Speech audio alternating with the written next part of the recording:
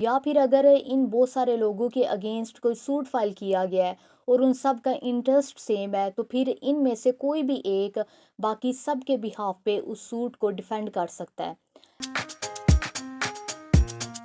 वालेकुम जी, मैं हूँ खदीजा वलायत एडवोकेट और आप देख रहे हैं मेरा YouTube channel the legal exams. इस लेक्चर में हम लोग आर्डर 1 सीपीसी को कवर करेंगे।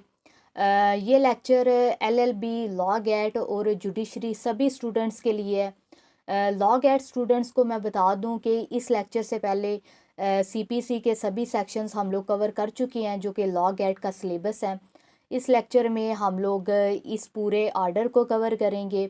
आर्डर 1 की अगर बात की जाए तो ये पार्टीज़ टू द सूट से डील करता है कि एक केस में कौन कौन से persons as a plaintiff join हो सकते हैं और कौन कौन से persons as a defendant join हो सकते हैं। उसके बाद मिस जॉइंडर ऑफ पार्टीज़ क्या है, नॉन जॉइंडर ऑफ पार्टीज़ क्या है, ये सारी चीज़ें डिस्कस करेंगे। उसके बाद मोस्ट इम्पॉर्टेंट जो रूल्स हैं इस आर्डर में से वो सिर्फ 4 रूल्स हैं। रूल 1, रूल 3, उसके बाद 9 और 10। ये रूल्स जो 4 रूल्स मैंने बताए हैं ये आप लोगों ने किसी भी सूरत स्किप नहीं करने। इसमें से क्वेश्चन जो है वो ज़रूर पूछा जा सकता है, चाहे वो लॉ गेट का एग्ज़ाम हो, जुडिशरी का एग्ज़ाम हो या एलएलबी का एग्ज़ाम हो। उसके बाद जो बाकी रूल्स हैं उन सारे रूल्स का आप लोगों को पता होना चाहिए, लेकिन जो मोस्ट इम्पॉर्टेंट रूल्स हैं वो सिर्फ ये 4 रूल्स हैं। अब रूल 1 में कह रहे हैं कि कौन कौन से पर्सनस एक केस में प्लेंटिफ बन सकते हैं। तो इस रूल 1 में कह रहे हैं कि वो तमाम लोग जिनका कोई इंटरेस्ट, कोई राइट एक केस में इन्वॉल्व हो और उनका वो राइट, वो इंटरेस्ट सेम एक्ट से अराइज हुआ हो या फिर सेम ट्रांजैक्शन से अराइज हुआ हो या फिर सेम सीरीज ऑफ एक्ट से अराइज हुआ हो, तो फिर वो तमाम लोग मिल के एक केस फाइल कर सकते हैं, उस केस में एज अ प्लेंटिफ ज्वाइन हो सकते हैं। उसके बाद दूसरे पॉइंट में कह रहे हैं कि अगर इन तमाम लोगों का जो राइट है वो कॉमन क्वेश्चन ऑफ फैक्ट से या कॉमन क्वेश्चन ऑफ लॉ से अराइज हुआ है, तो फिर भी ये सारे लोग मिल के एक सूट फाइल कर सकते हैं, एक सूट में एज अ प्लेंटिफ ज्वाइन हो सकते हैं। अब इसकी 2 एग्जांपल्स देखेंगे, उसके बाद ये पूरा आर्डर आपकी फिंगर टिप्स भी होगा। फॉर एग्जांपल ए और बी ने मिल के 50,000 दिया सी को 1 माह के लिए। 1 माह के बाद सी ये रकम वापस नहीं कर रहा ए और बी को। ए और बी के पास यहाँ पे राइट है कि वो कोर्ट में जाएं और जाके सूट फाइल करें और अपने पैसे रिकवर करें सी से। अब ये जो ए और बी का राइट है ये सेम ट्रांजैक्शन से अराइज हो रहा है, क्योंकि ए और बी ने मिल के उसे सी को 50,000 दिए, तो ये एक ही ट्रांजैक्शन है। इसलिए ए और बी दोनों मिल के एक ही सूट फाइल कर सकते हैं एक सी के अगेंस्ट और अपने पैसे रिकवर कर सकते हैं। तो यहाँ पे जो रूल 1 है उसमें भी यही चीज़ कह रहे हैं कि अगर कुछ लोगों का राइट सेम ट्रांजैक्शन से अराइज हो रहा है तो वो एक ही सूट में एज अ प्लेंटिफ ज्वाइन हो सकते हैं। अब एक और एग्जांपल देखते हैं इसकी। फॉर एग्जांपल एक घर है जिसका ओनर है ए की डेथ हो जाती है। ए की डेथ के बाद उसकी प्रॉपर्टी डिवाइड होती है उसके बच्चों में, क्योंकि बीवी की पहले ही डेथ हो चुकी है। बच्चों में 2 उसके बेटे हैं और 4 बेटियां हैं। बेटे ऑलरेडी उस घर में रह रहे हैं और बेटियां जब अपना हिस्सा मांगती हैं भाइयों से और वो भाई इनकार कर देते हैं अपनी बहनों को हिस्सा देने से। अब वो जो 4 बहनें हैं उनके पास राइट है कि वो कोर्ट में जाएं और जाके सूट फाइल करें और अपना हिस्सा रिकवर करें।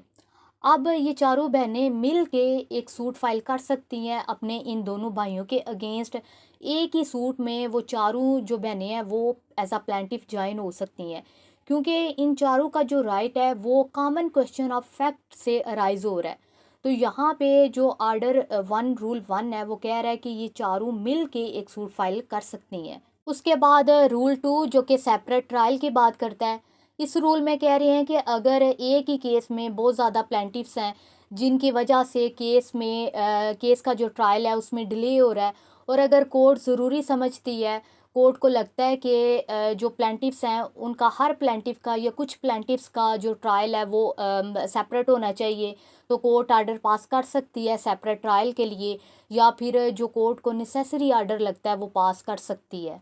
अब रूल 1 में हम लोगों ने देखा था कि कौन कौन से पर्सन एक ही केस में एज अ प्लेंटिफ ज्वाइन हो सकते हैं, और रूल 3 में कह रहे हैं कि कौन कौन से पर्सन्स एक ही केस में एज अ डिफेंडेंट ऐड हो सकते हैं। तो रूल 3 में कह रहे हैं कि किन किन पर्सन्स के अगेंस्ट आप सूट फाइल कर सकते हैं, एक ही केस में किन किन लोगों को आप एज अ डिफेंडेंट ऐड कर सकते हैं।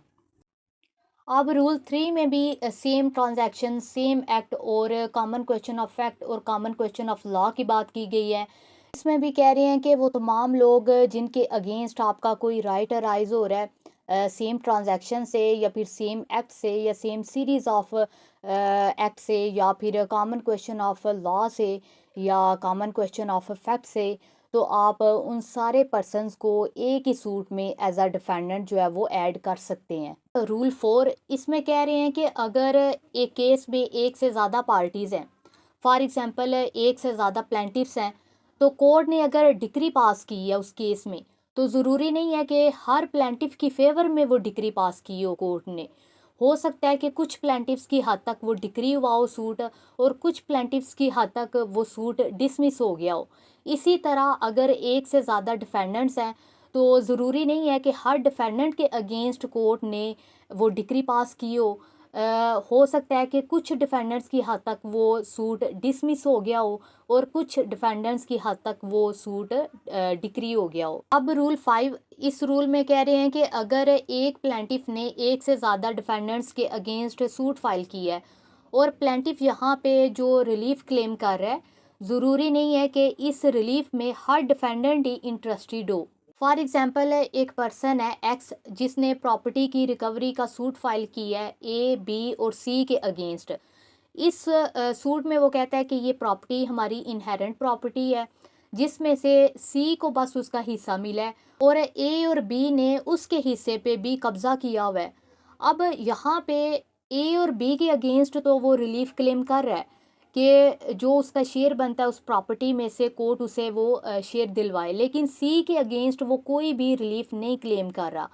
क्योंकि यहाँ पे सी को सिर्फ पार्टी बनाना ज़रूरी था। उसने सिर्फ सी को इसलिए एज अ डिफेंडेंट ऐड किया सूट में ताकि वो कोर्ट को आके बताए कि उसको उसका हिस्सा मिल गया है और जो ए और बी हैं उसने एक्स के हिस्से पे भी कब्जा किया हुआ है। अब अगर सी कोर्ट में आके अपनी रिटन स्टेटमेंट देता है और कहता है कि मुझे इस प्रॉपर्टी में से हिस्सा मिल गया है, मुझे मेरा शेयर मिल गया है, जो एक्स है उसको उसका शेयर नहीं मिला, अगर एक्स का दावा डिक्री हो जाता है तो मुझे इससे कोई एतराज़ नहीं।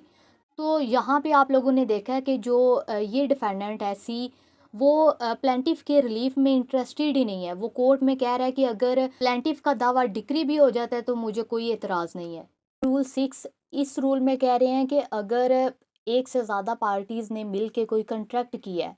फॉर एग्जांपल 4 लोगों ने मिल के एक कंट्रैक्ट किया है और बाद में उस कंट्रैक्ट से रिलेटेड उनके बीच में अगर कोई डिस्प्यूट अराइज हो जाता है, तो फिर यहाँ पे प्लेंटिफ के पास ऑप्शन है कि वो बाकी 3 पर्सन्स के अगेंस्ट सूट फाइल कर सकता है, तीनों को वो पार्टी बना सकता है, या फिर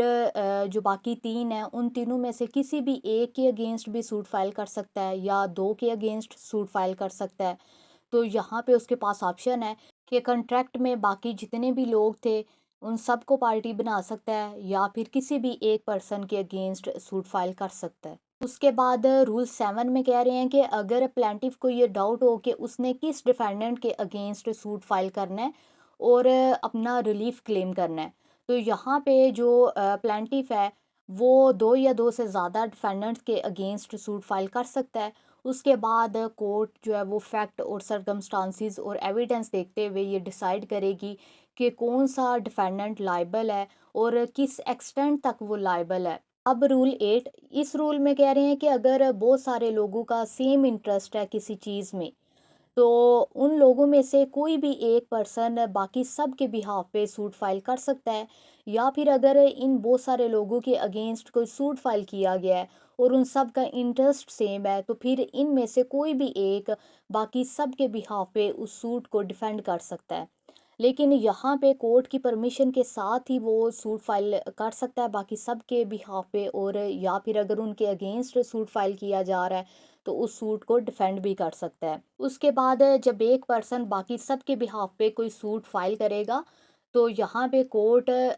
बाकी सारे जो लोग हैं उन सब को नोटिस भेजेगी और उन्हें बताएगी कि ये सूट फाइल किया गया है आप सब के बिहाफ पे, और अगर इसमें कह रहे हैं कि पॉसिबल नहीं है बाकी सबको पर्सनली नोटिस भेजना, तो इस सूरत में कोर्ट जो है वो न्यूज़पेपर में नोटिस को पब्लिश करेगी। उसके बाद इसके क्लास 2 में कह रहे हैं कि जब नोटिस भेजेगी कोर्ट बाकी लोगों को, और उनमें से अगर कोई कोर्ट में आके कहता है कि मैं एप्लीकेशन फ़ाइल करता है कि मुझे पार्टी बनाया जाए इस केस में, तो कोर्ट वहाँ पे उस पर्सन को पार्टी बना सकती है उस केस में। उसके बाद रूल 9 जो कि मिस जेंडर और नॉन जेंडर ऑफ पार्टीज से डील करता है। इस रूल को हम लोग यहाँ पे डिस्कस नहीं करेंगे, क्योंकि मैं ऑलरेडी एक अलग लेक्चर में इसको डिस्कस कर चुकी हूँ, जिसका लिंक आप लोगों को डिस्क्रिप्शन में मिल जाएगा। अब रूल 10, ये रूल बहुत इंपॉर्टेंट रूल है। इस रूल के क्लास 1 में कह रहे हैं कि अगर कोई सूट फाइल किया गया है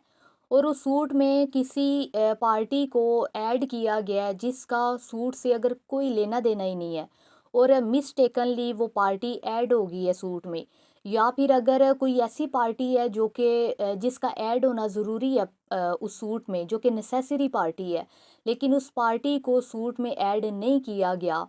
एज अ प्लेंटिफ, तो यहाँ पे कोर्ट आर्डर पास कर सकती है कि जिस पार्टी को बाय मिस्टेक इस सूट में ऐड कर लिया गया है, या फिर अगर किसी पार्टी को ऐड करना ज़रूरी था और उसको पार्टी नहीं बनाया गया, तो उसको कोर्ट आर्डर पास कर सकती है किसी पार्टी को उस सूट में ऐड करने का या उस सूट से निकालने का। उसके बाद इसके क्लास 2 में कह रहे हैं कि अगर दोनों पार्टीज़ में से कोई भी पार्टी अगर एप्लीकेशन नहीं भी फाइल करती किसी पार्टी को ऐड करने के लिए या फिर किसी पार्टी को सूट से निकालने के लिए, तो अगर कोर्ट को लगता है कि किसी पार्टी को चाहे वो प्लेंटिफ है या चाहे वो डिफेंडेंट है, उसको ऐड करना चाहिए सूट में या किसी पार्टी को निकालना चाहिए,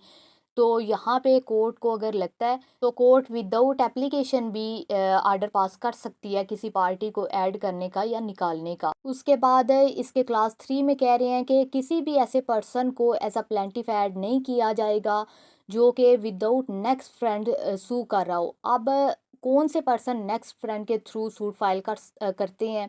जैसे माइनर है या इनसेन पर्सन है, तो वो डायरेक्ट सूट फाइल नहीं कर सकते बल्कि वो नेक्स्ट फ्रेंड के थ्रू सूट फाइल करते हैं। तो यहाँ पे कह रहे हैं कि अगर कोई ऐसा पर्सन है जिसने थ्रू नेक्स्ट फ्रेंड कोर्ट में आके तो सूट फाइल करना था, लेकिन वो विदाउट नेक्स्ट फ्रेंड कोर्ट में सू कर रहा है, कोर्ट में एप्लीकेशन फाइल कर रहा है एज अ प्लेंटिफ उस सूट में ऐड होने की, तो ऐसे किसी पर्सन को ऐड नहीं किया जाएगा। उसके बाद क्लास 4 में कह रहे हैं कि अगर किसी डिफेंडेंट को सूट में ऐड किया गया है, तो फिर जो प्लेंट है उसको अमेंड किया जाएगा और समन्स और जो अमेंडेड प्लेंट होगी उसकी कॉपी जो डिफेंडेंट है उसको सर्व की जाएगी। लेकिन अगर कोर्ट आर्डर करती है कि जो प्लेंट है उसको वैसे ही रहने दिया जाए, अमेंड ना किया जाए, तो फिर उस प्लेंट को अमेंड नहीं किया जाएगा। उसके बाद जो क्लास 5 है वो लिमिटेशन पीरियड की बात करता है। इसमें कह रहे हैं कि अगर किसी डिफेंडेंट को बाद में ऐड किया गया है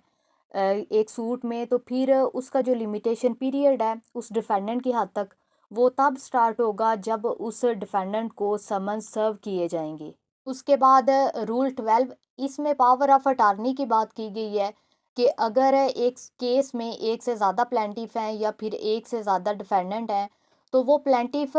किसी भी एक प्लेंटिफ को या एक से ज़्यादा प्लेंटिफ को ऑथराइज कर सकते हैं कि वो बाकियों के बिहाफ पे कोर्ट में अपीयर हो और केस को प्लीड करे। इसी तरह अगर एक से ज़्यादा डिफेंडेंट्स हैं तो वो डिफेंडेंट किसी भी एक डिफेंडेंट को ऑथराइज कर सकते हैं कि वो बाकियों के बिहाफ पे कोर्ट को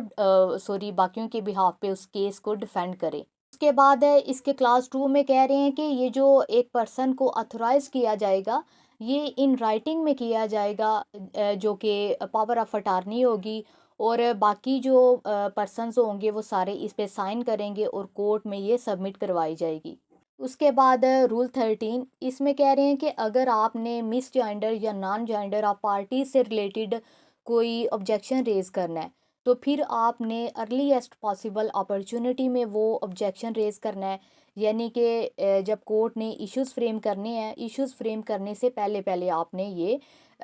ऑब्जेक्शन रेज करना है। लेकिन अगर सेटलमेंट ऑफ इश्यूज़ के बाद करते हैं तो फिर वहाँ पे एक एक्सेप्शन आ जाती है हमारे पास। अगर तो ये ग्राउंड ऑफ ऑब्जेक्शन ही बाद में अराइज हुआ है सेटलमेंट ऑफ इशू के बाद, तो फिर इस सूरत में हम लोग बाद में भी ये ऑब्जेक्शन रेज़ कर सकते हैं। आई होप आप लोगों को ये लेक्चर पसंद आया। Thank you so much.